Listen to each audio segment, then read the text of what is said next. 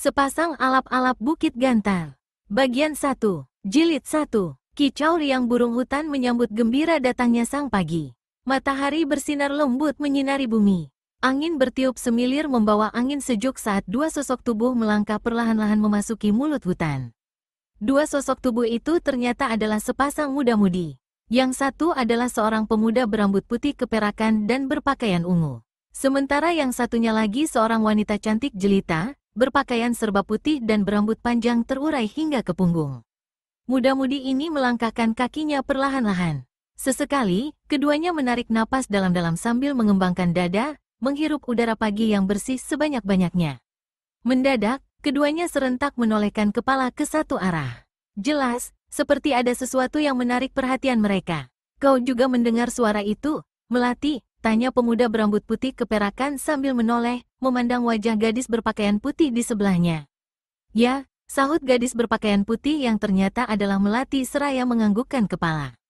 "Sepertinya ada pertempuran, Kang Arya." Benar, pemuda berambut putih keperakan yang tidak lain adalah Arya Buana, alias Dewa Arak, membenarkan dugaan tunangannya.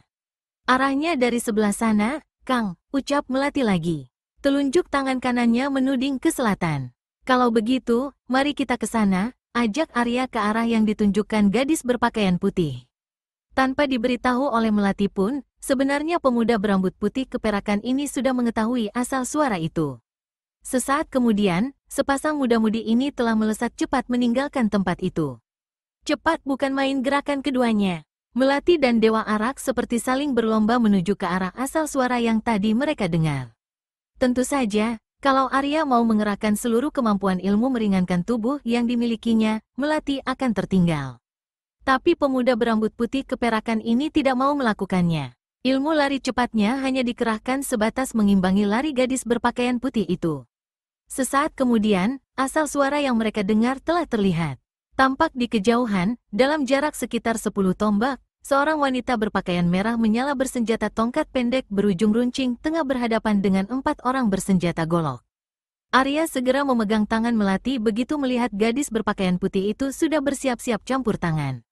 "Jangan turun tangan dulu sebelum kita tahu jelas masalahnya," bisik Dewa Arak menasihati. Mendengar teguran itu, sekujur urat-urat saraf dan otot-otot Melati yang tadi menegang penuh kekuatan seketika melemas kembali. "Mengapa, Kang Arya?" tanya Melati, pelan dan lembut. Tapi, jelas ada nada penasaran dalam suaranya. Dewa Arak geli mendengar adanya tuntutan dalam suara gadis itu. Sekuat tenaga ditahannya perasaan geli yang bergejolak itu. Pemuda berambut putih keperakan ini tahu betul sifat keras Melati. Sungguh pun sejak akrab dengannya, sifat gadis berpakaian putih ini telah berubah drastis, namun tidak berarti seluruh sifat kerasnya hilang. Justru sikap keras Melati itulah yang membuatnya gembira. Arya berpura-pura batuk untuk menghilangkan perasaan gelinya. "Kita belum tahu masalah mereka, Melati," jawab Arya sabar. "Kita belum tahu siapa yang salah dan benar. Tunggu saja dulu, kita lihat perkembangannya nanti." Melati pun terdiam, dan dengan sendirinya, suasana pun jadi hening karena Dewa Arak tidak melanjutkan ucapannya lagi. Tanpa bercakap-cakap lagi, kaki mereka dilangkahkan mendekati tempat pertarungan. Kini, mereka memperhatikan jalannya pertempuran dari balik sebatang pohon. Para pengeroyok gadis itu, sepertinya bukan orang baik-baik, Kang, ucap Melati lagi setelah mulai dapat melihat jelas wajah 4 orang itu. Tidak ada sahutan sama sekali dari mulut Dewa Arak yang berada di sampingnya. Melati jadi heran, kepalanya ditolehkan dan seketika wajah gadis berpakaian putih ini menyemburat merah. Dewa Arak seperti orang tersihir, menatap tanpa berkedip ke depan. Rupanya Arya begitu tenggelam dalam kesibukannya memandang, hingga tidak mendengar ucapannya, desis Melati dalam hati. Tanpa menoleh pun, Melati telah tahu apa yang telah membuat Arya sampai terkesima. Apalagi kalau bukan wanita berpakaian merah menyala itu, kontan perasaan cemburu Melati bergolak. "Dasar laki-laki mata keranjang," desis gadis berpakaian putih itu. Tentu saja, ucapan Melati yang mendesis dan penuh hawa cemburu membuat Arya tersadar dari terkesimanya. Dengan gugup pandangannya dialihkan ke arah tunangannya. Apa katamu tadi, Melati?" tanya Dewa Arak agak tersendat-sendat. Memang, meskipun kata-kata yang diucapkan gadis itu tertangkap oleh telinganya, tapi Arya ingin memastikan kebenarannya dengan mendengarnya satu kali lagi. Penglihatan yang baru saja disaksikan amat mengejutkan hatinya. Apalagi ditambah dengan kata-kata makian Melati. "Kau, laki-laki mata keranjang," ucap Melati lagi dengan berani. Gadis ini memang mempunyai watak aneh. Mudah marah, tapi mudah pula baik kembali. Di depanku saja kau berani bersikap seperti itu, apalagi kalau di belakangku. Sabar dulu, Melati, ucap Dewa Arak menenangkan, tahu mengapa gadis berpakaian putih ini marah padanya. Tenang, dan lihat baik-baik gadis berpakaian merah itu. Mendengar nada suara yang penuh kesungguhan itu, mau tidak mau Melati menuruti permintaan Dewa Arak. Meskipun masih dengan perasaan marah dan mendongkol, pandangannya dialihkan ke depan, ke arah gadis berpakaian merah. Dan seketika, sepasang mata gadis berpakaian putih ini terbelalak lebar. Pemandangan yang disaksikan benar-benar membuat Melati terkejut bukan main. Bahkan bukan hanya terkejut saja, tapi sekaligus terkesima. Gadis berpakaian merah yang tengah bertarung itu memiliki raut wajah dan bentuk tubuh yang sama dengannya. Tak ada bedanya sedikit pun. Bedanya, gadis itu memakai pakaian merah dan berambut digelung ke atas. Kalau saja gadis itu berpakaian putih dan berambut terurai lepas, tentu Melati sama sekali tidak bisa membedakan dengan dirinya. Tidak mungkin, desis Melati terbata-bata. Ucapannya yang gemetar menjadi pertanda besarnya perasaan tegang yang melanda hatinya. Apanya yang tidak mungkin, Melati? Tanya Dewa Arak, meskipun sudah mengetahui maksud ucapan tunangannya. Kembali pandangan Arya tertuju pada gadis berpakaian merah. Katakan kalau aku salah lihat, Kang, pinta Melati dengan suara menggigil bagai orang diserang demam. Arya menggelengkan kepala. Tenanglah, Melati, hibur Arya lembut. Digenggamnya jari-jari gadis itu, seolah-olah dengan cara itu bisa memberi kekuatan pada tunangannya. Tapi, Kang, Melati masih mencoba membantah. Semua akan kita ketahui nanti, Melati, potong Dewa Arak cepat. Barangkali gadis itu ada hubungannya denganmu. Melati tercenung seketika begitu mendengar ucapan tunangannya. Memang sejak pertama kali melihat gadis berpakaian merah, ada perasaan aneh yang menyeruak dalam hatinya. Perasaan yang membuatnya tegang bukan main. Benarkah ucapan tunangannya kalau wanita berpakaian merah itu ada hubungan dengannya? Tapi, Melati mencoba membantah. Dari cerita yang telah didengar, dia tahu kalau orang tuanya telah meninggal dalam keadaan menyedihkan. Dan dia ditemukan oleh seorang tokoh sesat yang kemudian memeliharanya. Tokoh itu berjuluk Raja Racun Pencabut Nyawa. Untuk jelasnya, silakan didengarkan pada serial Dewa Arak dalam episode Dewi Penyebar Maut. Sementara itu, pertarungan antara gadis berpakaian merah dengan 4 orang pengeroyok berlangsung semakin seru. Gadis berpakaian merah itu ternyata memiliki kepandaian yang cukup tinggi, sehingga 4 pengeroyok yang terdiri dari orang-orang kasar mengalami kesulitan meringkusnya. Tapi, pandang mata Arya dan Melati yang tajam segera mengetahui kalau lambat laun gadis berpakaian merah itu akan roboh di tangan para pengeroyoknya. Hiat, salah seorang pengeroyok yang bertubuh tinggi kurus berteriak nyaring. Berbareng dengan itu, golok di tangannya berkelebat cepat, membabat leher gadis berpakaian merah. Gadis berpakaian merah menarik kaki kanan ke belakang seraya mendoyongkan tubuh. Sehingga sambaran golok lewat setengah jengkal di depan lehernya. Namun sebelum gadis itu melancarkan serangan balasan, pengeroyok yang berambut abu-abu menusukkan golok ke arah pelipis dari samping kanan. Sementara dari arah lain, seorang lainnya membabatkan golok ke arah tengkuk. Kecepatan gerak gadis berpakaian merah memang patut dipuji. Mendapat serangan susulan yang datang berbarengan itu, dia tidak menjadi gugup. Tubuhnya cepat dirundukkan sehingga kedua serangan lewat di atas kepala. Dan pada saat yang bersamaan, tongkat di tangannya ditusukkan ke arah laki-laki bertubuh kekar yang berada di kanan. Laki-laki bertubuh kekar terkejut bukan main melihat lawannya masih mampu mengirimkan serangan balasan dalam keadaan terjepit itu. Dengan sebisa-bisanya, pengeroyok ini mencoba mengelak. Tapi, kres, ujung tongkat gadis berpakaian merah sempat menyerempet perutnya. Terdengar jerit kesakitan dari mulut laki-laki bertubuh kekar yang disusul dengan mengalirnya darah segar dari bagian yang terkena tusukan tongkat. Tapi sebelum gadis berpakaian merah sempat melancarkan serangan susulan, pengeroyok yang bertubuh tinggi besar sudah menerjang sambil menggulingkan tubuhnya. Dan dari bawah, kaki kanannya yang besar dan kokoh melakukan sapuan ke arah kaki gadis itu. Bukek, telak dan keras sekali sapuan si tinggi besar mengenai sasaran. Dan seketika itu juga, gadis berpakaian merah terpelanting jatuh. Melihat keadaan yang sudah menguntungkan, para pengeroyok tidak mau menyia-nyiakannya. Bagai berlomba, mereka melesat saling mendahului mengirimkan serangan.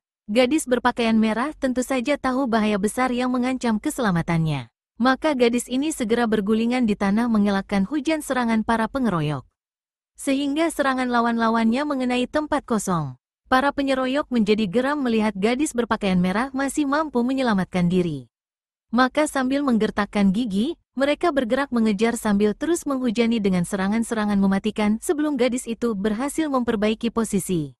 Sing, sing, suara desingan senjata yang berkelebatan cepat ke arah berbagai bagian tubuh gadis berpakaian merah terdengar merobek udara. Dan memang, gadis berpakaian merah ini tidak sempat memperbaiki posisinya yang sudah mengkhawatirkan. Sambil terus bergulingan di tanah, tongkatnya diputar menghalau setiap serangan yang datang. Terang, terang, bunga api memercik ke sana kemari, ketika gadis berpakaian merah berhasil menangkis 2 buah serangan lawan yang meluruk deras ke arahnya. Namun sebelum dia sempat menarik napas lega, tahu-tahu serangan dari lawan lainnya kembali menyambar tiba. Gadis berpakaian merah itu memekik kesakitan ketika tendangan lawan menghantamnya. Telak dan keras sekali tendangan itu mengenai pergelangan tangan kanannya. Seketika itu juga, tongkatnya terlepas dari pegangan dan terlempar jauh. Dan di saat itulah, serangan dari pengeroyok yang terakhir datang menyusul. Menusuk deras ke arah dada. Kini, sudah tidak ada kesempatan lagi bagi gadis berpakaian merah untuk berbuat sesuatu. Mengelak sudah tidak ada waktu, sedangkan menangkis pun sudah tidak mungkin. Posisi kedua kaki dan tangan kirinya tidak memungkinkan lagi untuk menangkis serangan. Tambahan lagi, tangan kanannya masih terasa lumpuh. Kini yang dapat dia lakukan hanya berdiam diri, menanti datangnya maut. Di saat gawat itulah, Dewa Arak yang memang sudah sejak tadi bersiap siaga untuk menolong, melesat cepat ke depan. Dan selagi tubuhnya berada di udara, kedua tangannya digerakkan ke depan. Perlahan saja kelihatannya, tapi akibatnya luar biasa. Ada hembusan angin keras yang keluar dari tangan itu, dan memotong arah serangan yang mengancam gadis berpakaian merah. Si penyerang terkejut bukan main ketika merasakan hembusan angin keras yang bukan hanya membuat serangannya tertahan, tapi juga membuat kuda-kudanya tergempur, dan tubuhnya terhuyung-huyung ke belakang. Penyerang yang ternyata adalah laki-laki kekar ini menggertakkan gigi menahan geram. Dadanya terasa sesak bukan main akibat hembusan angin keras yang mendadak muncul, seiring dengan sepasang matanya yang melihat sesosok bayangan ungu yang melesat di depannya. Untung bagi laki-laki ini karena Dewa Arak tidak berniat mencelakainya. Pemuda itu hanya berniat menggunakan serangan saja. Laki-laki kekar ini menatap ke depan dengan sinar mata penuh amarah. Begitu juga ketiga orang temannya. Mereka sadar, ada orang berkepandaian tinggi yang telah menyelamatkan gadis berpakaian merah. Keempat pengeroyok menatap Dewa Arak penuh selidik. Tapi, Arya sama sekali tidak peduli. Kau tidak apa-apa, Nisanak, tanya pemuda berambut putih keperakan seraya menatap wajah gadis berpakaian merah lekat sekali. Kembali keterkejutan yang amat sangat melanda hati Arya. Begitu dekat, gadis ini semakin nampak jelas kemiripannya dengan Melati. Tapi, dengan pandainya Dewa Arak berhasil menyembunyikan perasaan terkejutnya. Tidak, sahut gadis berpakaian merah seraya bergerak bangkit.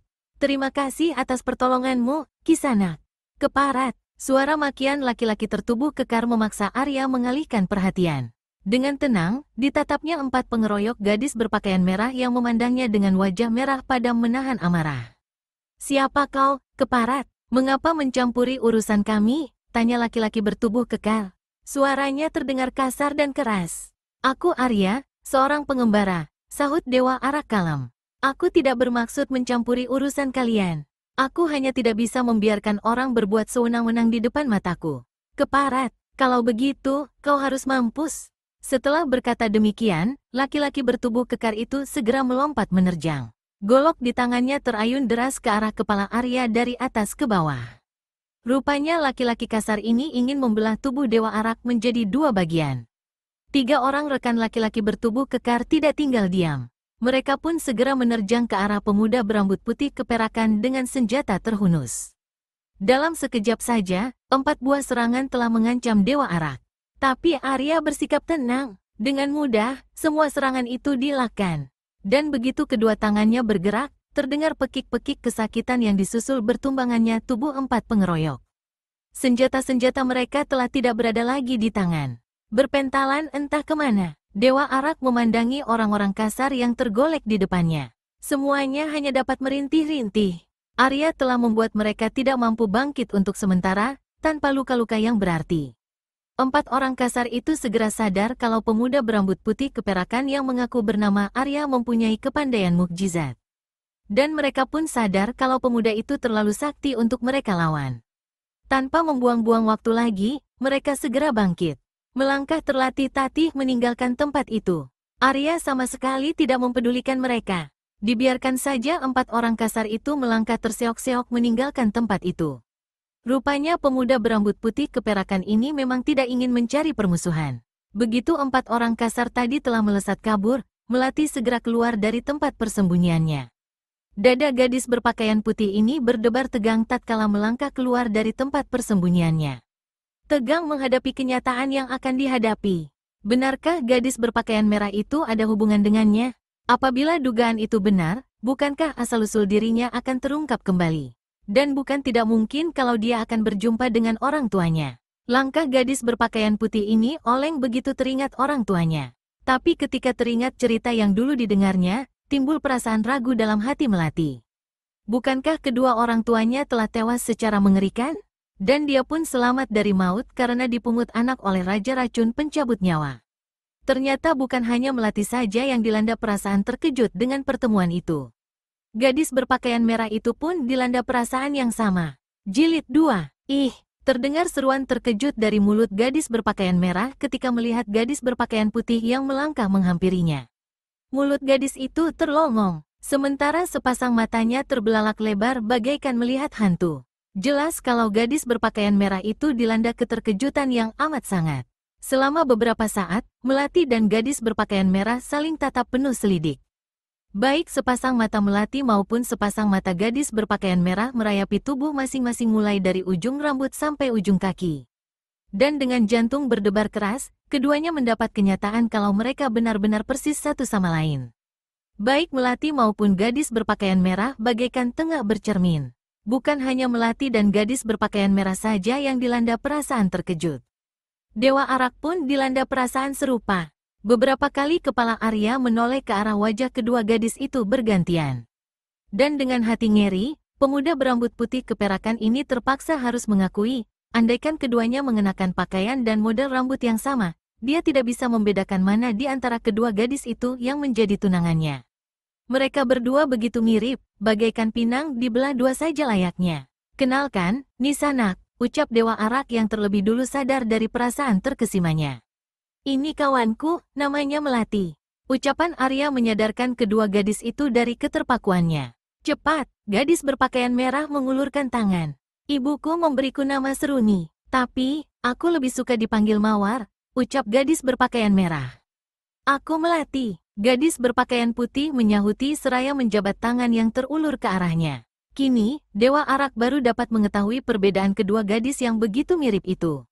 Suara Melati terdengar agak keras, dan sikapnya pun agak tidak pedulian. Sedangkan Mawar mempunyai suara yang halus dan sifat agak pendiam. Menilik dari pembawaannya, Dewa Arak bisa memperkirakan kalau gadis berpakaian merah itu punya sifat pengalah. Dan inilah patokan Arya untuk membedakan mana di antara mereka yang menjadi kekasihnya bila suatu saat mereka mengenakan pakaian dan dandanan yang sama. Siapakah para pengeroyokmu tadi, Mawar? Dan mengapa kau bentrok dengan mereka? Melati mulai membuka percakapan. Gadis berpakaian putih ini memang ingin mengetahui apakah ada hubungan antara dirinya dengan gadis berpakaian merah.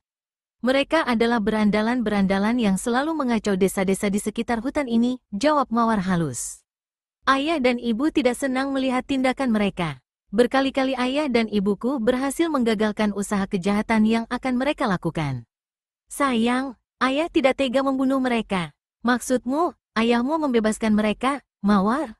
Arya ikut ambil bagian dalam pembicaraan. Benar, Mawar menganggukkan kepala. Ayah hanya memberi sedikit pelajaran agar mereka jera. Dewa Arak mengangguk-anggukkan kepala. Ada rasa kagum menyelinap dalam hatinya mendengar penuturan Mawar. Ternyata ayah gadis berpakaian merah ini adalah seorang yang bijaksana. Pantas saja kalau sikap anaknya begitu lembut dan pendiam. Melati berdehem sebentar sebelum berbicara. Memang sejak tadi gadis berpakaian putih ini sibuk memutar otak, mencari kata-kata yang tepat untuk menanyakan perihal Mawar. Dewa Arak tentu saja tahu kalau tunangannya tengah mencari cara untuk mengetahui perihal gadis berpakaian merah. Maka begitu mendengar deheman Melati, dia pun menghentikan ucapannya. Kalau begitu, ayahmu terhitung seorang pendekar juga, Mawar? Melati mulai berusaha mencari keterangan mengenai keluarga gadis itu. Menurut cerita ibu, dulunya ayah memang seorang pendekar. Bahkan terhitung pendekar yang agak kejam pada tokoh golongan hitam. Tapi, setelah menikah dengan ibu, ayah mulai menjauhi keributan. Ayah tidak ingin mencari permusuhan karena mengkhawatirkan nasib keluarganya. Tapi, setidak-tidaknya, ayahmu tentu juga mendidik anak-anaknya menjadi seorang pendekar, sambut Melati lagi setelah termenung beberapa saat. Terbukti kau telah memiliki kepandaian cukup tinggi. Ah, kau bisa saja, Melati, sahut Mawar dengan wajah merona merah. Risih karena mendapat pujian. Aku tidak sembarangan memuji, Mawar, Melati menyambung lagi. Kalau kau rajin berlatih, tidak sampai 3 bulan, 4 pengeroyok tadi sudah bukan tandinganmu lagi. Betulkah itu, Melati? Tanya Mawar setengah tak percaya. Sepasang matanya menatap gadis berpakaian putih itu meminta kepastian. Melati menganggukkan kepala. Apakah saudara-saudara kandungmu yang lain juga memiliki kepandaian sepertimu? Melati kini langsung pada sasarannya. Saudara-saudara kandungku, Mawar mengerutkan alis. Tampak jelas kalau gadis berpakaian merah ini merasa heran mendengar pertanyaan itu. Aku tidak mengerti maksudmu, Melati. Jadi, kau sama sekali tidak punya saudara kandung, kini Melati yang ganti terkejut. Kau, anak satu-satunya, Mawar menganggukkan kepala. Ah, hampir berbareng terdengar seruan terkejut dari mulut Melati dan Dewa Arak. Jawaban gadis berpakaian merah itu benar-benar di luar dugaan. Untuk sesaat, Dewa Arak dan Melati saling pandang. Bingung, rupanya dugaan mereka keliru. Gadis ini sama sekali tidak punya hubungan apa-apa dengan Melati. Mengapa? Apa ada yang salah dalam jawabanku? Tanya Mawar yang merasa agak heran melihat Arya dan Melati terkejut setelah mendengar jawabannya. Tidak, Mawar, Dewa Arak mewakili menjawab. Suasana menjadi hening begitu Dewa Arak menyelesaikan ucapannya. Ketiga orang itu sama-sama berdiam diri, tenggelam dalam pikiran masing-masing. Tapi, keheningan itu tidak berlangsung lama, karena sudah dipecahkan oleh suara Mawar kembali. Suara yang bernada sendu, ada nada kesedihan dan kesepian yang terkandung di dalam ucapan itu. Sebenarnya, aku punya seorang saudara kandung. Melati dan Dewa Arak terjingkat bagai disengat kalajengking mendengar ucapan itu. Dengan pandang mata terbelalak, sepasang muda-mudi ini menatap wajah gadis berpakaian merah itu lekat-lekat. Pandang mata yang menyorotkan keheranan dan keterkejutan.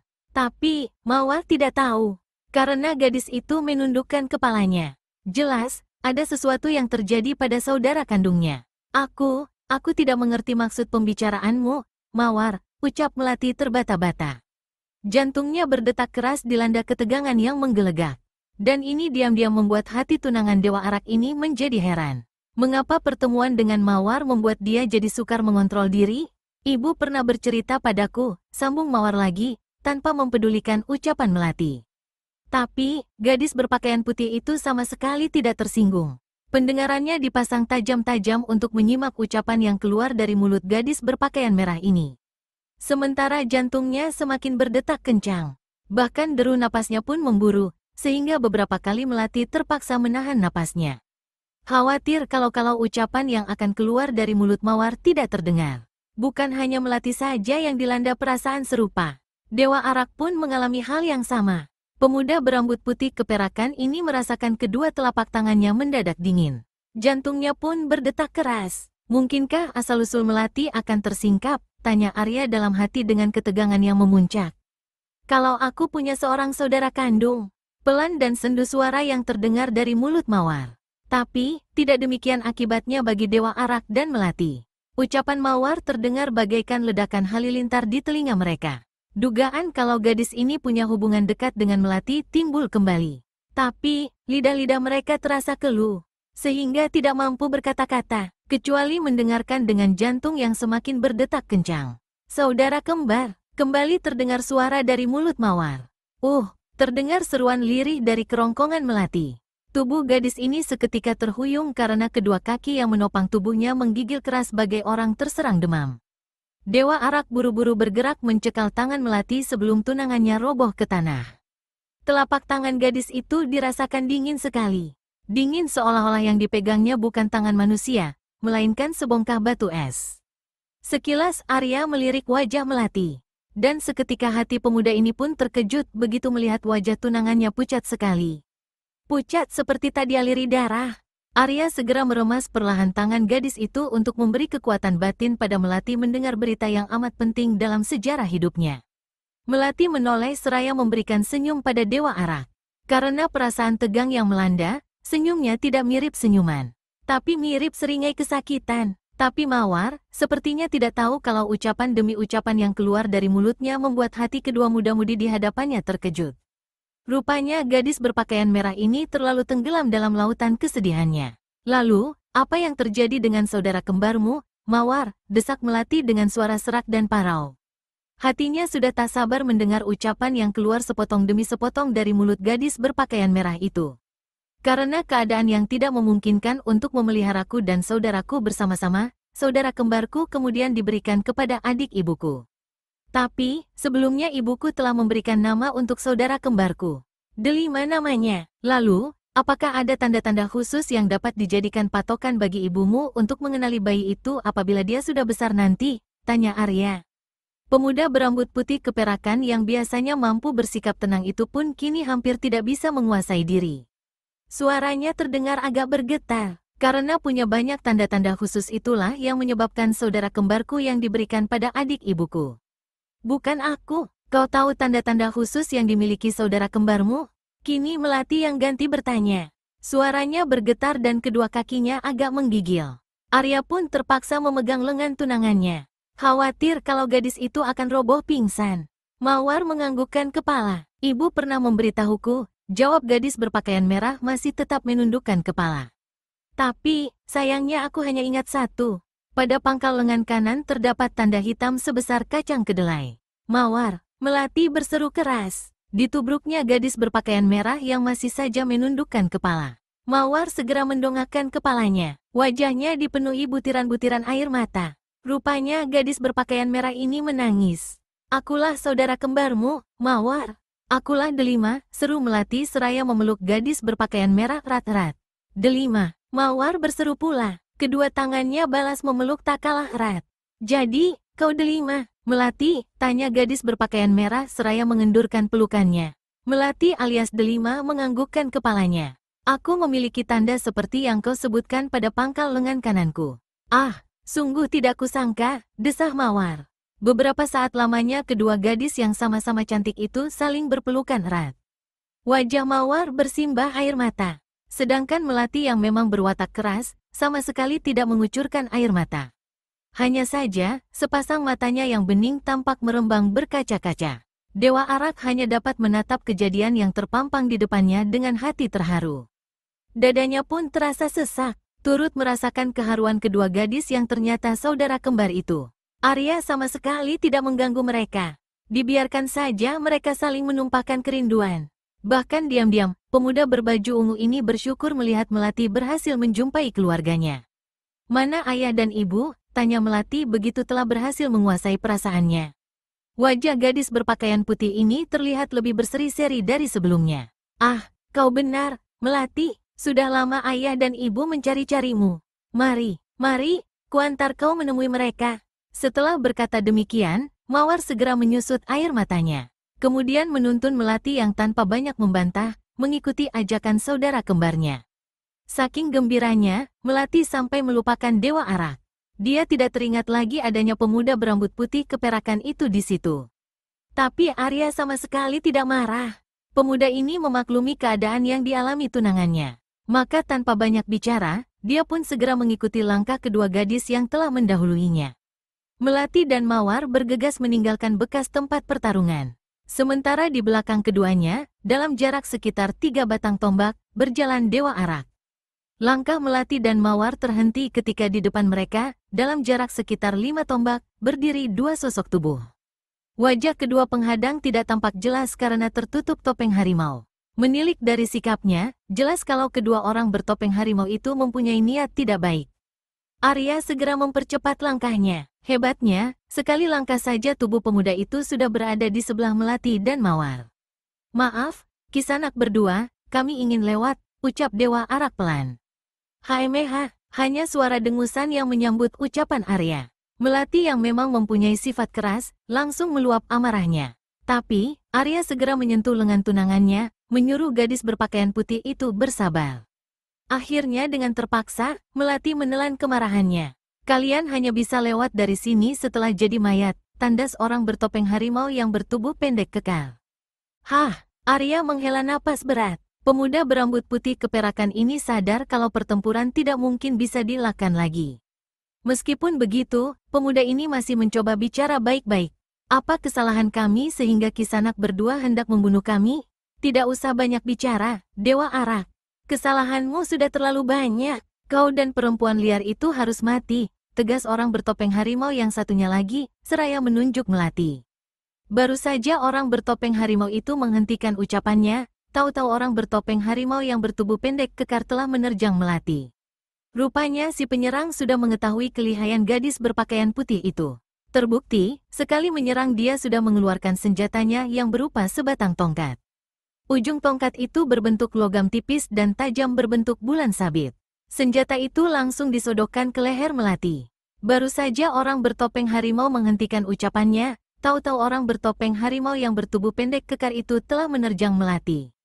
Mawar, cepat menyingkir. Melati segera mendorong gadis berpakaian merah itu, dan sekaligus merendahkan tubuhnya menghindari serangan itu.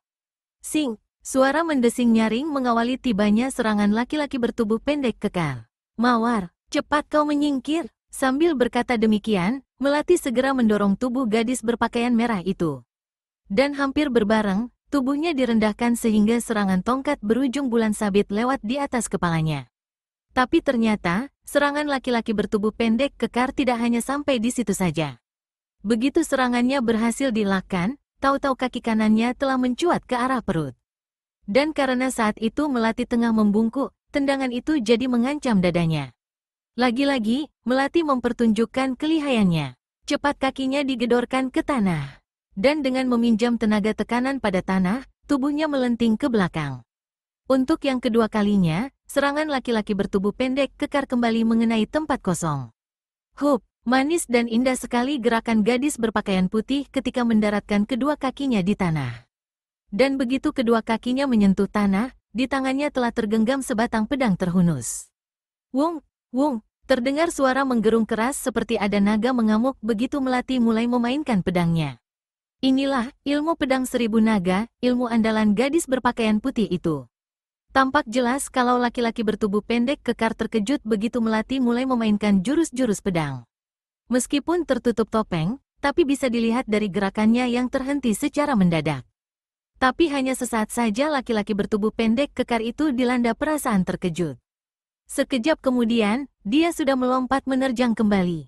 Tongkat berujung bulan sabit di tangannya diputar-putar cepat di depan dada.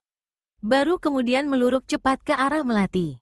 Tapi, gadis berpakaian putih ini tidak menjadi gugup melihat serangan itu. Serangan lawannya segera disambut dengan ilmu pedang seribu naga. Sesaat kemudian, kedua orang itu sudah terlibat dalam sebuah pertarungan sengit. Begitu melihat rekannya sudah terlibat pertarungan dengan Melati, orang bertopeng harimau yang satu lagi segera meloloskan senjatanya. Sebuah tongkat kayu jati berukir yang panjangnya tak sampai setengah tombak. Semula, orang bertopeng harimau itu memegangnya dengan tangan kanan. Tapi sesaat kemudian, tongkat itu digenggamnya dengan kedua tangan, masing-masing pada ujung-ujungnya. Sing, sing. Suara berdesing nyaring terdengar begitu kedua tangan yang menggenggam tongkat itu ditarik ke arah berlawanan. Ternyata, hanya di luarnya saja kelihatan seperti tongkat pendek, tapi di dalamnya adalah sepasang pedang pendek. Hiaat, seraya mengeluarkan teriakan nyaring, orang bertopeng harimau itu segera menyerang Dewa Arak. Kedua pedang pendek di tangannya menusuk deras ke arah kedua sisi pinggang Arya. Cepat bukan main gerakannya, bahkan ada suara mendesing nyaring mengawali tibanya serangan itu. Dewa Arak yang sadar kalau lawan memiliki kepandaian tinggi, tidak berani bertindak gegabah. Segera guci araknya dijumput dan dituangkan ke mulut. Gluk, gluk, gluk. Terdengar suara tegukan begitu arak melewati tenggorokan Dewa Arak. Sesaat kemudian, ada hawa hangat menyebar di perut pemuda berambut putih keperakan itu. lalu merayap ke atas kepala. Tapi di saat itulah, serangan laki-laki bertopeng harimau tiba. Dengan jurus 8 langkah belalang, Dewa Arak mengelakkannya. Arya segera melangkahkan kaki kanan ke depan, kemudian memutar tubuh ke belakang dengan bertumpu pada kaki kanan. Sesaat kemudian, tubuh pemuda ini sudah berada di belakang lawan. Dan secepat tubuhnya berada di belakang lawan, secepat itu pula gucinya diayunkan ke punggung orang bertopeng harimau. Heh, orang bertopeng harimau terkejut begitu melihat serangannya mengenai tempat kosong karena lawan mendadak lenyap.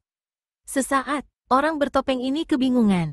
Tapi, begitu mendengar sambaran angin di belakangnya, segera diketahuinya kalau lawan berada di belakang dan tengah melancarkan serangan ke arah punggungnya. Luar biasa! Tiba-tiba saja tubuh orang bertopeng itu melenting ke atas, sehingga serangan Dewa Arak mengenai tempat kosong. Dan dari atas, tubuhnya berputar setengah lingkaran ke belakang. Tahu-tahu, tubuhnya sudah berada di atas Dewa Arak. Dan dari belakang, tangan kanannya menyabet ke arah tengkuk. Sing, jilid 3. Arya terperanjat. Walaupun begitu, pemuda berambut putih keperakan ini tidak menjadi gugup. Cepat laksana kilat, tubuhnya dirundukkan sehingga serangan itu lewat sejengkal di atas kepala. Hup, ringan tanpa suara, kaki orang bertopeng itu hinggap di tanah, tepat di belakang Dewa Arak. Begitu mendarat, dia langsung menusukkan pedang pendeknya ke arah punggung Dewa Arak. Tapi, gerakan Arya masih lebih cepat daripada gerakan orang bertopeng. Tubuhnya berbalik cepat seraya mengayunkan gucinya. Terang. Bunga api memercik tinggi ke udara begitu guci berbenturan dengan pedang pendek.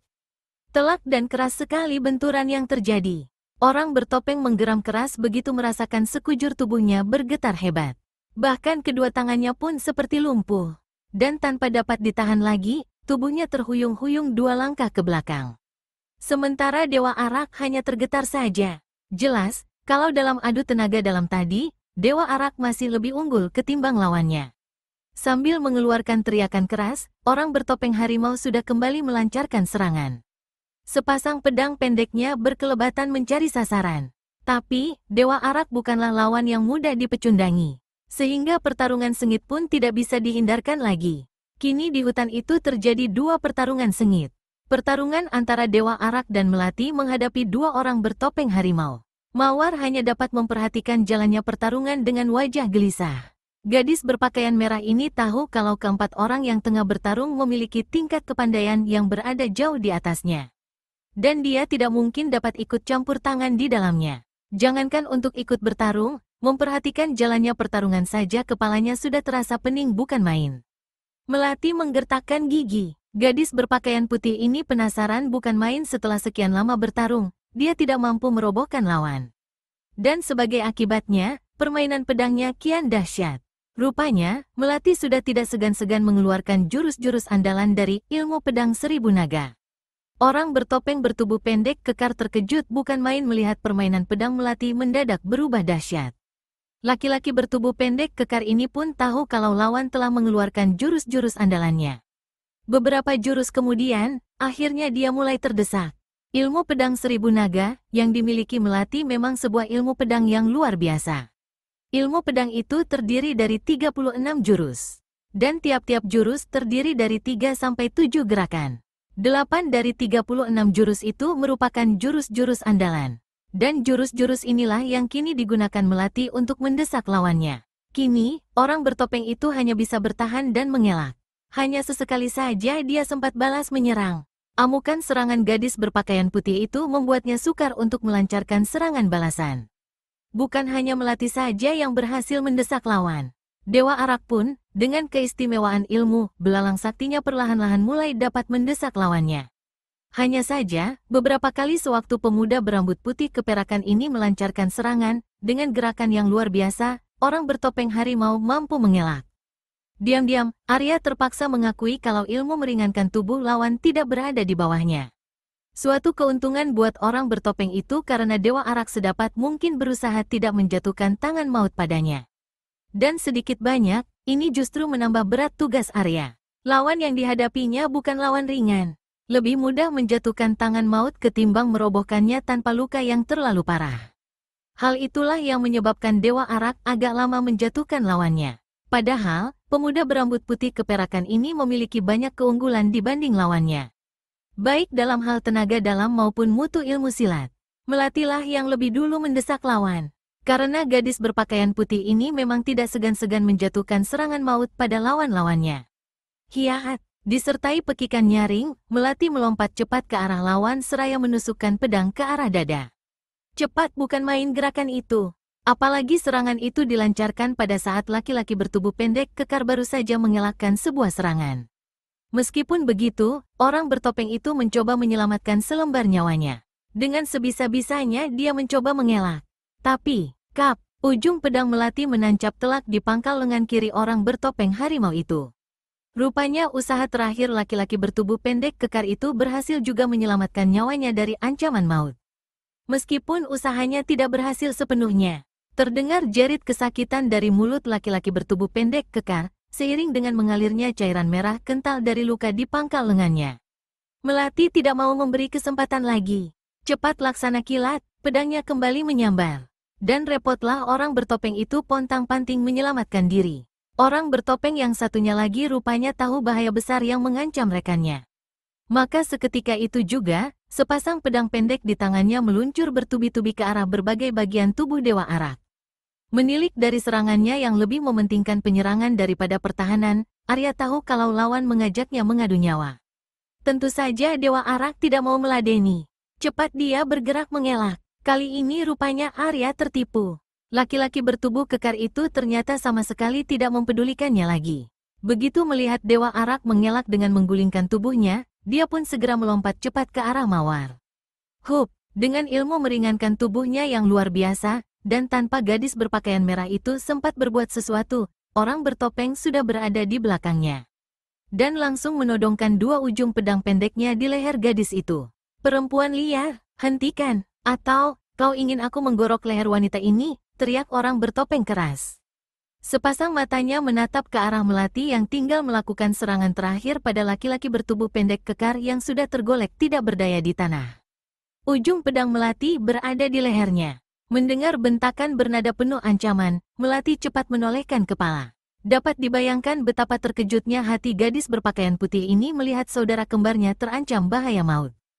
Tahan emosimu sebentar, Melati, ucap Dewa Arak yang tahu-tahu telah berada di sebelahnya. Bagaimana ini bisa terjadi, Kang? Tanya Melati dengan suara penuh perasaan heran. Dia menipuku, Melati, sahut Arya pelan. Sungguh tidak kusangka kalau dia akan berbuat selicik itu. Jangan harap kau akan mati enak kalau kau melukainya, keparat, desis Melati penuh ancaman. Sementara sepasang matanya menatap tajam penuh amarah. Hehehe, orang bertopeng tertawa terkekeh. Aku berjanji tidak akan melukainya, asal kau bersedia memenuhi permintaanku. Keparat busuk, katakan apa permintaanmu, sambut Melati dengan wajah merah padam. Ingat, kalau kau berbuat macam-macam, aku tidak segan-segan untuk membunuhmu. Mudah saja, wanita liar. Melati menggeram. Gadis berpakaian putih ini memang paling tidak suka bila dimaki seperti itu. Tapi kini apa dayanya, orang bertopeng itu menyandera saudara kembarnya. Keparat, katakan cepat apa maumu, sergah Melati keras. Bebaskan kawanku. Dan aku berjanji akan membebaskan temanmu ini, jawab orang bertopeng keras. Apa jaminannya kalau kau tidak akan mengingkari janji, ejek Melati sambil tetap menempelkan ujung pedang di leher laki-laki bertubuh pendek kekar. Sementara Dewa Arak mengawasinya. Kehormatanku sebagai datuk jaminannya, tegas orang bertopeng itu tegas. HMH, siapa percaya bualanmu? Alap-alap Bukit Gantar bukanlah seorang pengecut. Aku tidak akan menjilat ludahku sendiri yang telah jatuh ke tanah dengan mengingkari janji.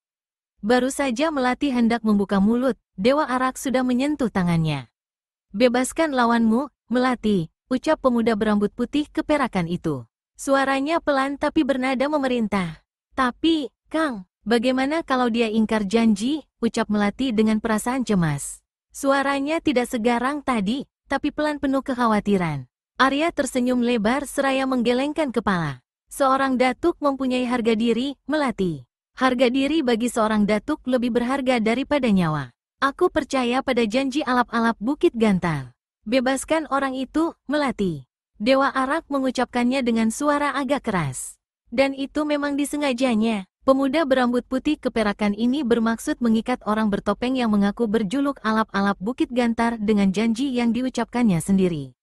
Walaupun sebenarnya, Arya sendiri yakin kalau tanpa disindir pun orang bertopeng itu akan memenuhi janjinya. Kini, Melati tidak membantah lagi. Todongan ujung pedangnya segera dilepaskan.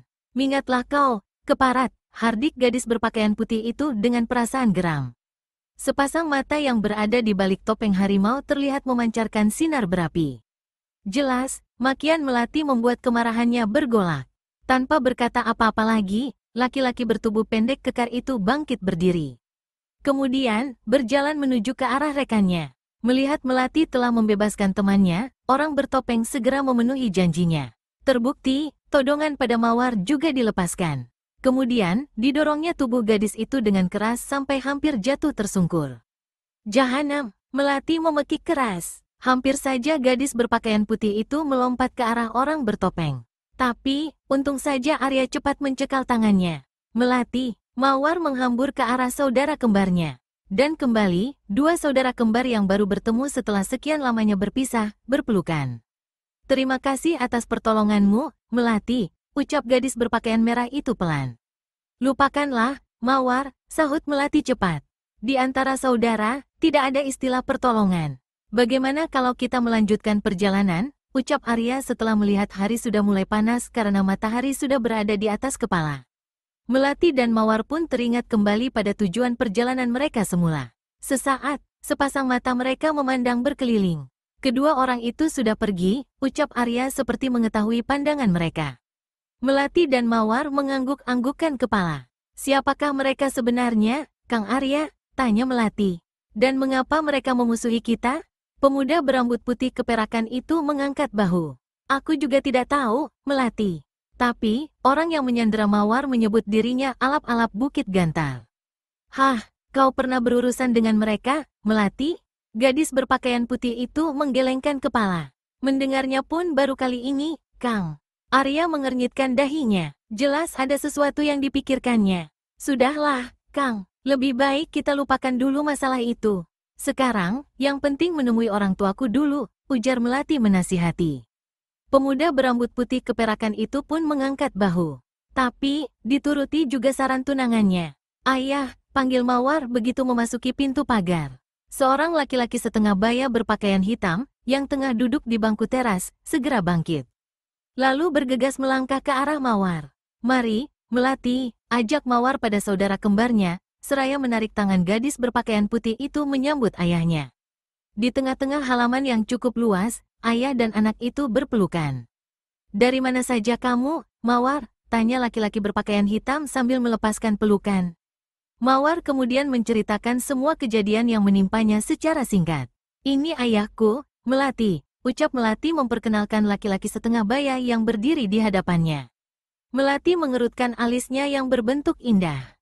Diam-diam, gadis berpakaian putih ini merasa kecewa melihat orang yang diperkenalkan Mawar sebagai ayah gadis itu, yang berarti adalah ayahnya juga. "Inikah ayahnya?" ucap gadis berpakaian putih itu dalam hati. Sungguh berbeda jauh dengan apa yang dibayangkannya semula. Semula, Melati membayangkan akan bertemu dengan seorang laki-laki bertubuh tegap, berwajah gagah, dengan rambut yang telah memutih sebagian. Tapi ternyata yang dilihatnya adalah seorang laki-laki setengah baya, bertubuh agak kurus, berwajah tirus. Sepasang matanya selalu berputar liar. Usianya sekitar 55 tahun. "Ayah, lihat siapa yang kubawa," ucap Mawar pada laki-laki setengah baya berpakaian hitam yang sejak tadi memperhatikan Melati tanpa berkedip. Sepasang matanya membelalak lebar, seolah-olah tak percaya pada apa yang dilihatnya. Berkali-kali sepasang matanya menatap Mawar dan Melati bergantian. "Tidak salahkah penglihatanku, Mawar?" tanya laki-laki berpakaian hitam itu dengan suara yang bergetar. Berkali-kali tangannya mengucek-ucek matanya. Jelas kalau laki-laki berwajah tirus ini merasa ragu dengan apa yang dilihatnya. "Kau dengan gadis itu seperti pinang dibelah dua." "Dia adalah saudara kembarku, ayah," jawab Mawar dengan senyum mengembang. "Ya, Tuhan, jadi, dia delima?" laki-laki berpakaian hitam itu berseru tak percaya. Mawar menganggukkan kepalanya. "Delima, anakku," laki-laki setengah baya berpakaian hitam itu memanggil dengan suara berdesah. Perlahan-lahan kakinya melangkah maju dengan kedua tangan terkembang. "Ah, ayah," sahut Melati dengan suara serak. Terasa kaku panggilan yang keluar dari mulut gadis berpakaian putih itu. Karena sejak kecil, dia tak pernah mengenai orang yang pantas dipanggilnya ayah. Meskipun ada sedikit kekecewaan, mengapa ayahnya tidak seperti yang dibayangkan, tapi tak urung ada keharuan yang menyeruak di hati Melati. Biar bagaimanapun juga, laki-laki di hadapannya ini adalah ayahnya. Ayah kandungnya, tak pelak lagi, ayah dan anak yang telah sekian belas tahun berpisah ini saling berpelukan erat. Delima, anakku, ucap laki-laki berpakaian hitam itu setengah berdesah. Diusap-usapnya rambut gadis berpakaian putih itu penuh kasih sayang. Ah, ayah, suara Melati serak. Sepasangnya matanya merembang berkaca-kaca.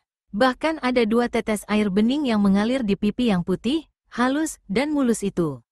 Beberapa saat lamanya, ayah dan anak itu saling berpelukan erat, melepaskan kerinduan yang terpendam selama belasan tahun. Bahkan kedua bahu Melati tampak berguncang-guncang. Sementara Arya dan Mawar hanya diam terpaku memperhatikan saja semua kejadian itu. Oh, ya, ayah. Mana ibu? Tanya Melati seraya menghapus air bening yang bergulir di kedua pipinya. Perlahan-lahan, pelukannya dilepaskan. Ada di dalam, sahut laki-laki berwajah tirus itu. Tapi, tunggu dulu, Delima. Siapa pemuda gagah itu? Sambil berkata demikian, laki-laki berpakaian hitam itu menudingkan telunjuknya pada Dewa Arak yang tengah menyaksikan peristiwa yang terjadi dengan perasaan haru.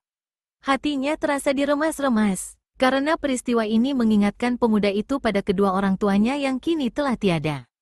Melati terjingkat kaget bagai dipatuk ular berbisa mendengar ucapan itu.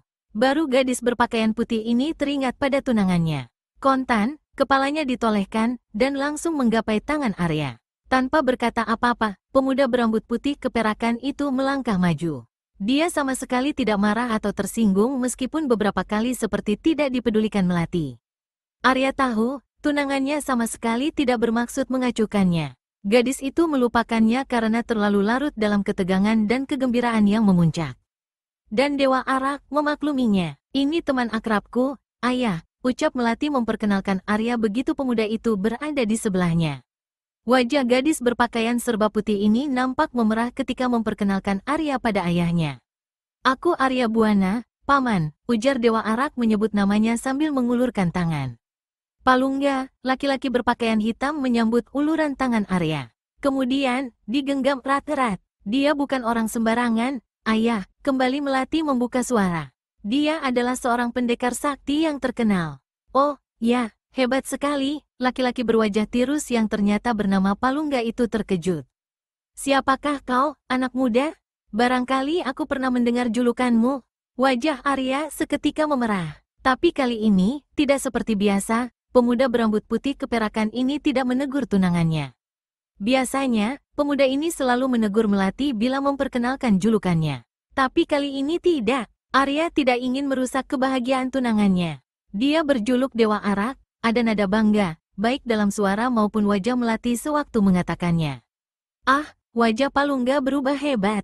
Jadi, diakah pemuda yang menggemparkan dunia persilatan itu, Delima?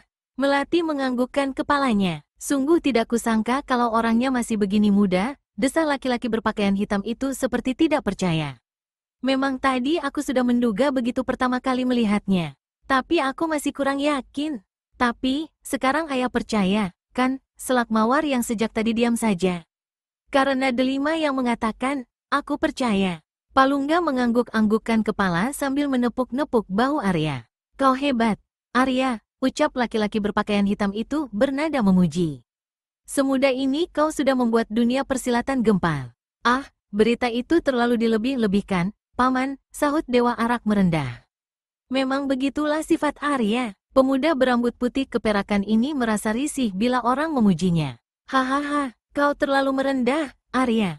Tapi, itu memang bagus. Mari kita masuk ke dalam. Setengah memaksa, Palungga membawa Arya masuk ke dalam. Melati dan Mawar berjalan di belakang mereka. Jilid 4. Peristiwa mengharukan kembali terjadi begitu Melati bertemu dengan ibunya, seorang wanita setengah baya berpakaian hitam dan pesolek. Diam-diam, gadis berpakaian putih ini tidak menyukai cara ibunya berdandan. Ayah, ibu, ucap Melati setelah selesai menguasai perasaan. Aku ingin tahu, mengapa ayah dan ibu memberikanku pada orang lain? Palungga dan istrinya yang bernama Karina saling pandang. Mereka merasakan adanya tuntutan dari pertanyaan gadis berpakaian putih itu. Dan tentu saja, hal itu bisa mereka maklumi. Wajarlah bila Melati menanyakan sejarah keluarga mereka. Tapi biar bagaimanapun juga, mereka melakukan semua itu semata-mata bukan karena tidak menyukai kelahiran gadis itu. Diam-diam, Dewa Arak mengerutkan alisnya. Disayangkannya mengapa Melati bertanya dengan nada agak menuntut. Nanti saja kita bicarakan hal itu, Melati, sahut Palungga, setelah terdiam beberapa saat. Benar, anakku, sambung Karina pelan. Sekarang, mari kita rayakan pertemuan yang menggembirakan ini. Sebuah usul yang bagus sekali, Karina, sambut Palungga penuh semangat. Kita adakan pesta kecil-kecilan untuk menyambut kembalinya anak kita yang telah hilang sekian lamanya. Tapi, ayah, Melati menahan ucapannya karena laki-laki berpakaian hitam itu sudah bergegas melangkah ke dalam. Diam-diam, Dewa Arak merasa heran. Seperti juga Melati, pemuda berambut putih keperakan ini sedikit merasa kecewa melihat perilaku orang tua tunangannya. Gerak-gerik suami istri itu sepertinya agak liar. Tapi Arya bersikap bijaksana. Dia tidak mau mempermasalahkan hal itu. Tadi dia telah melihat sendiri kalau ilmu silat milik Mawar bukanlah ilmu-ilmu keji dan penuh kecurangan seperti ilmu yang layaknya dimiliki tokoh-tokoh aliran hitam. Lagi pula, tidak sedikit orang berwajah kasar dan bersikap agak liar, tapi sebenarnya pendekar-pendekar pembela kebenaran, bantah Arya dalam hati. Tak lama kemudian, Palungga telah kembali dengan membawa makanan dan minuman. Dengan cepat, laki-laki berpakaian hitam itu menghidangkannya di atas meja. Sesaat kemudian, semuanya telah siap. Mari, kita rayakan pertemuan ini. Ayo, Arya, silakan dicicipi hidangannya. Maaf, hanya ini yang bisa kami sediakan. Benar, kedatangan kalian benar-benar di luar dugaan kami, sambung Karina pula. Jadi, kami tidak bisa menyediakan hidangan yang lebih baik. Ah, ini pun sudah lebih dari cukup, Paman, Bibi, sahut Arya dengan perasaan tidak enak. Sesaat kemudian, orang tua si kembar, Melati dan Mawar, serta Arya sudah sibuk menghadapi hidangan di atas meja. Arya dan Melati sama sekali tidak memperhatikan betapa sinar mata Palungga dan Karina berseri-seri begitu melihat mereka menyantap makanan masing-masing. Baru separuh hidangannya dinikmati, tahu-tahu Melati memegangi keningnya. Kenapa, Melati? Tanya Arya yang merasa heran melihat keadaan kekasihnya. Gadis berpakaian putih itu menggelengkan kepala. Entahlah, Kang, mendadak saja kepalaku pusing, jawab Melati. Arya tersentak kaget. Bergegas, pemuda berambut putih keperakan ini bangkit dari kursinya. Tapi, gerakannya segera didahului oleh Karina yang bersebelahan dengan Melati. Sementara, Arya dan tunangannya itu dihalangi oleh sebuah meja. Mungkin pertemuan ini telah mengejutkanmu, anakku, ucap Karina lembut. Sehingga membuatmu pusing. Arya pun kembali duduk di bangkunya. Ucapan Ibu Melati bisa diterimanya. Karena, sejak tadi pun pemuda berambut putih keperakan itu melihat wajah tunangannya pucat pasi bagai mayat. Tapi baru saja pantatnya menyentuh bangku, tiba-tiba perasaan pusing yang amat sangat menyerang kepalanya. Bahkan bukan hanya pusing saja, tapi sekaligus tenaganya melemah secara tiba-tiba. Seketika itu juga, Arya segera menyadari apa yang telah terjadi. Racun, desis pemuda berambut putih keperakan itu tajam, seraya bergegas bangkit dari bangku. Melati, awas! Meskipun rasa pusing dan lemas melanda tubuhnya, Arya masih sempat memperingatkan tunangannya. Tapi, peringatan Dewa Arak sudah terlambat. Sebelum gema suaranya lenyap, tubuh gadis berpakaian putih itu sudah ambruk. Dan dengan tawa terkekeh, Karina segera menyambut tubuh Melati. Melati, dalam kekhawatiran yang menggelegak, Arya berteriak. Sedapat mungkin, pemuda berambut putih keperakan ini berusaha bergerak ke arah kekasihnya. Tapi, usahanya sia-sia karena rasa pusing dan lemas menghalanginya. Tubuh pemuda berambut putih keperakan itu terhuyung-huyung begitu mencoba melangkahkan kakinya. Hahaha, pandangan Dewa Arak sudah berkunang-kunang ketika melihat Palungga bangkit dari kursi sambil tertawa bergelak. Dalam kesadaran yang kian melenyap, Arya merasa seperti pernah mendengar suara tawa itu. Tapi kapan dan di mana, dia lupa. Tapi yang jelas, Arya tahu kalau saat ini dia dan Melati berada dalam ancaman bahaya besar. Gadis berpakaian putih itu sudah tertawan, dan hanya dia yang bisa menyelamatkannya. Maka, meskipun kepalanya yang terasa pusing membuat yang dilihatnya jadi berupa bayangan-bayangan kabur, dan juga lemas yang amat sangat mendera sekujur tubuhnya, Dewa Arak memaksakan diri untuk melawan orang-orang yang telah menipu dirinya dan Melati. Buru-buru, Dewa Arak menjumput guci arak yang tergantung di punggungnya. Tapi sebelum sempat Arya menuangkan arak ke mulutnya, Palungga telah lebih dulu bergerak cepat. Hiat! Sambil berteriak nyaring, laki-laki berwajah tirus itu mengibaskan kaki kanannya sambil memutar tubuh. Woot! Dis! Telak dan keras sekali kibasan kaki Palungga mengenai pergelangan tangan Arya. Dan seketika itu juga, guci arak di tangan Dewa Arak terlepas dari pegangan. Terlempar jauh, jatuh berkerontangan di lantai dengan isi bertumpahan ke sana kemari. Bahkan bukan hanya itu saja, tubuh Dewa Arak pun terhuyung. Pergelangan tangan kanannya dirasakan sakit sekali. Rupanya sambungan tulangnya lepas. Walaupun begitu, kekuatan hati Arya patut dipuji. Pemuda ini sama sekali tidak berteriak kesakitan atau mengeluh. Hanya mulutnya saja yang menyeringai, pertanda kalau Dewa Arak dilanda rasa sakit yang hebat. Arya mengeluh dalam hati, habislah sudah harapannya untuk membebaskan diri dari racun yang telah menyebar ke seluruh aliran darah di tubuhnya. Semula, Dewa Arak berharap dari araknya dia bisa menawarkan racun yang masuk ke dalam tubuhnya. Karena arak yang telah tersimpan dalam guci peraknya memang dapat digunakan sebagai penawar racun. Tapi, kini harapan itu kandas. Hahaha, Palungga kembali tertawa terbahak-bahak. Sementara, keadaan Dewa Arak semakin mengkhawatirkan. Kini, pemuda berambut putih keperakan itu tidak mampu lagi melihat jelas orang-orang di sekitar ruang makan. Yang terlihat hanyalah bayangan-bayangan yang mulai mengabur. Didorong oleh perasaan cemas yang menggelegak pada keselamatan Melati, Arya jadi kehilangan kontrol diri. Apalagi, keadaannya kini sudah semakin melemah. Tanpa pikir panjang lagi, kedua tangannya segera dihentakkan ke depan. Arya menggunakan jurus yang jarang dipergunakannya, jurus pukulan belalang. Wus! Hembusan angin keras berhawa panas menyengat keluar dari telapak tangan yang dihentakkan Dewa Arak. Palungga terkejut bukan main melihatnya. Untung saja, pandangan pemuda berambut putih keperakan itu telah kabur. Tambahan lagi, tenaga pemuda itu memang sudah semakin melemah, maka akibatnya kedahsyatan pukulan jarak jauh itu pun berkurang. Bahkan, serangannya pun ngawur. Meskipun begitu, tidak berarti kalau serangan pemuda itu tidak berbahaya. Brakek! Terdengar suara hiruk-pikuk begitu angin pukulan jarak jauh yang nyasar itu menghantam dinding rumah yang terbuat dari kayu tebal hingga hancur berantakan. Palungga, Mawar, dan Karina yang berada di situ berdecak kagum melihat kedahsyatan pukulan jarak jauh Dewa Arak. Arya sendiri, begitu selesai mengirimkan serangan, langsung tersungkur di tanah. Pingsan, luar biasa, Palungga berseru memuji seraya berjalan menghampiri Dewa Arak yang telah tergolek di tanah. Pemuda ini merupakan lawan berbahaya, Janggulapati, ucap Karina bernada mengingatkan. Janggulapati, yang tadi memperkenalkan diri dengan nama samaran Palungga, menganggukkan kepala. Pemuda ini memang luar biasa, Gayatri. Meskipun sudah dirasuki racun yang membuat tenaganya lenyap, tapi dia masih mampu mengirimkan pukulan jarak jauh yang begitu dahsyat. Ngeri aku membayangkan kalau pukulan itu digunakan sewaktu tenaganya belum berkurang. Wajah wanita pesolek berpakaian hitam yang menggunakan nama samaran Karina, tapi sebenarnya mempunyai nama Gayatri, berubah. Tampak jelas kalau wanita ini pun merasa ngeri. Apakah tidak sebaiknya kalau pemuda ini kita bunuh saja, Kang? Ujar Gayatri lagi, mengajukan usul. Membunuh pemuda ini sekarang sama mudahnya dengan membalik telapak tangan, Gayatri, sahut laki-laki berwajah tirus itu. Tapi kematian seperti itu terlalu enak untuknya. Dewa Arak harus merasakan bagaimana tidak enaknya menanggung sakit hati. Gayatri tercenung mendengar ucapan yang keluar dari mulut laki-laki berpakaian hitam itu. Kau benar, Janggulapati. Dewa Arak harus kita siksa dulu. Entah sudah berapa lama dirinya pingsan, Dewa Arak tidak tahu secara pasti. Yang jelas, begitu siuman dan membuka kelopak mata, tahu-tahu tubuhnya sudah telentang di atas balai-balai bambu.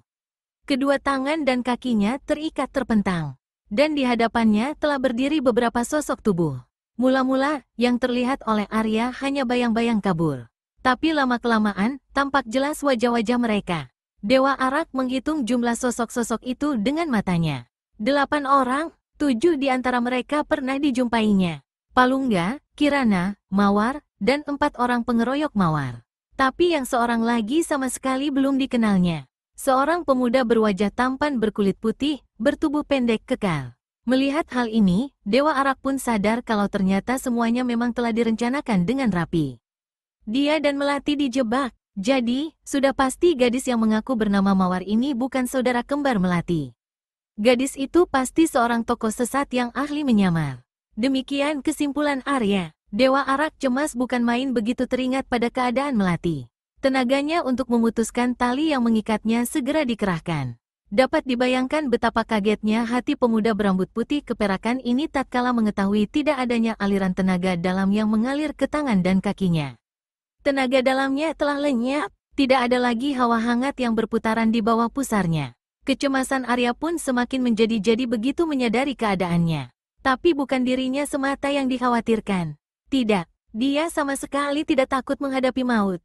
Sejak bertekad untuk menjadi pendekar pembela kebenaran, pemuda ini sudah memperhitungkan kalau suatu waktu bukan tidak mungkin dirinya tewas di tangan lawan. Bukan itu yang dikhawatirkan. Tapi Melati. Oh, terdengar suara keluhan pelan di sebelah kiri Arya. Tanpa menoleh pun, Dewa Arak tahu siapa pemiliknya. Suara itu sudah amat dikenalnya.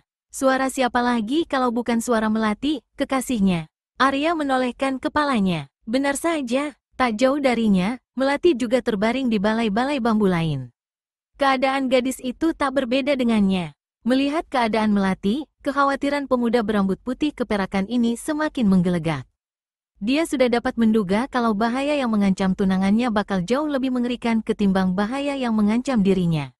Dewa Arak mengalihkan pandangan kembali ke arah 8 sosok yang berada di hadapannya.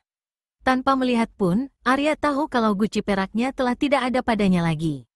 Begitu pula pedang bintang yang semula selalu tergantung di pinggangnya.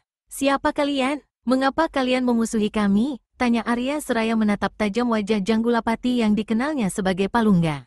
Pemuda ini sudah dapat menduga kalau laki-laki berpakaian hitam ini adalah pemimpin di antara 8 orang itu.